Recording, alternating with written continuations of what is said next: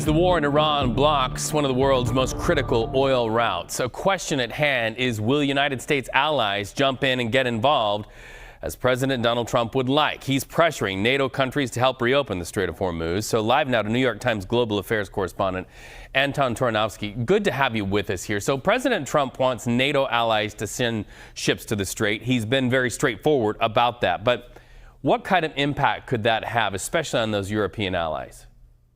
Well, it would be very politically hard for them to do that. Remember, we're coming off months of President Trump really putting a lot of pressure on American NATO allies. Think back to all those tensions over Greenland, over military spending, over the Russian war in Ukraine.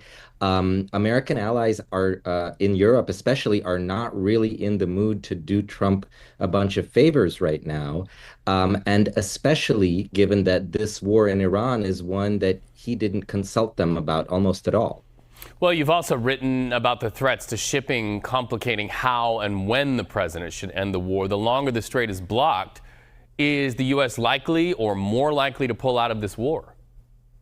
Well, the problem is right now it's clear, to everyone, including to Iran's leadership, that the Strait of Hormuz is one point of pressure that the Iranians have here on the United States, because clearly gas prices are going up here in the U.S. as well, and that's not good for President Trump politically. So I think one of the risks that the administration is contending with is that even if Trump were to go ahead and declare victory and try to pull out of this war, that wouldn't necessarily mean that Iran is going to reopen the strait right away. They have a vote now, too, in when this ends and how this ends.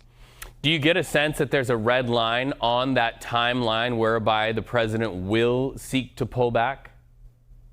Well, he's and the administration has been saying this could still last some weeks more.